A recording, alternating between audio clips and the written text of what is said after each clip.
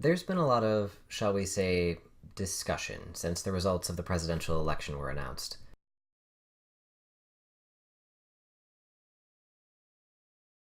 Like many, I've tried to take a little time to process things before chiming in, but I'd like to take a moment now to share my thoughts.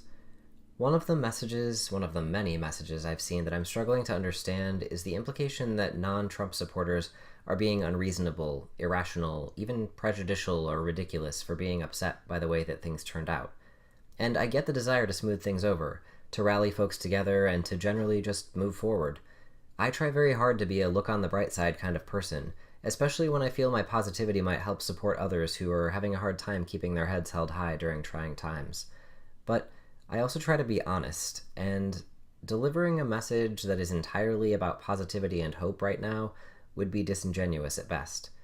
I will try my utmost to find that silver lining, but not before acknowledging how very confused, afraid, and devastated I'm feeling at the end of this election cycle. I appreciate the sentiments of those who are calling for unity, perspective, and calm. I know we need to get there. But it might take me a little while to get there, and I'd like to explain why I think that's pretty reasonable. As a teacher, I try to present a pretty neutral view when it comes to things like politics, especially when I'm in the public eye. I don't want to upset or offend students or parents. I'm definitely not interested in indoctrinating children, and I don't feel a need for everyone to agree with my views, political or otherwise. But I'm here today to talk about how upset I am that Donald Trump has been elected as our next president. I know that's definitely not sounding neutral, but this is not really about politics. That may sound absurd when discussing the presidential election, but what I mean is it's not about his political platform or his views. I want to say it's about his humanity, for lack of a better term. But if I'm really honest, it's not even about him at all. It's about what he represents. Let me be clear for a moment. Yes, I supported Hillary in this election, but she was not my first choice, and when it really comes down to it, my feelings of confusion and devastation are not because Hillary didn't win. My fear, anxiety, and horror are because Donald Trump did win. You see, my parents raised me to be a kind person, and I've attempted to pass this ideology on to my students. Kindness is important. We can always choose to be kind. How we respond to others says everything about us and nothing about them. Do unto others. Don't forget to be awesome. You don't have to like everyone, but you can choose to be kind to everyone. These ideas are at the core of my interaction with students.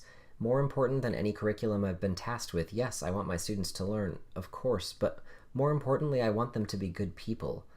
This is sort of at the core of who I am as a person, or who I try to be. A good person, a kind person. And Donald Trump has been irrefutably mean. I probably don't have to offer a lot of justification for that comment if you've been watching even a small bit of the news during this election cycle, but just a few of many possible examples. He has made countless comments that are blatantly racist, misogynistic, and xenophobic. He has spoken casually and even positively about sexual assault. He has made disparaging remarks about others' weight, appearance, and disabilities. And he is going to be the next president of our country. And that really shocks and saddens me because it means that people are either so desperate for a change that they are willing to overlook Trump's incredible cruelty, or that people actually agree with that cruelty. Either scenario, to be perfectly honest, just freaks me out. I don't expect everyone to agree with me, but if we can't all agree on the importance, the necessity of kindness toward one another, I'm terribly afraid of the future of our country, of our world. I understand that people are frustrated, angry, and scared, and I know that many of us are tired of feeling like we have to choose between the lesser of two evils. I'm tired of that feeling. But Donald Trump represents a kind of person we teach about every day in schools across this country. A bully. How can we expect our children to treat others with respect if we don't expect the same from our president? It is not lost on me that as a teacher I'm expected to be careful about the things I say while I'm in the public eye, yet we apparently don't have the same expectation for someone who's going to be the leader of our country. And in that vein, just to be clear, my views in this video in no way represent the views of the school district I work for.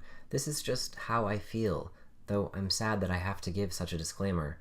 I made this video because I believe in what we teach our students. You shouldn't be a bystander.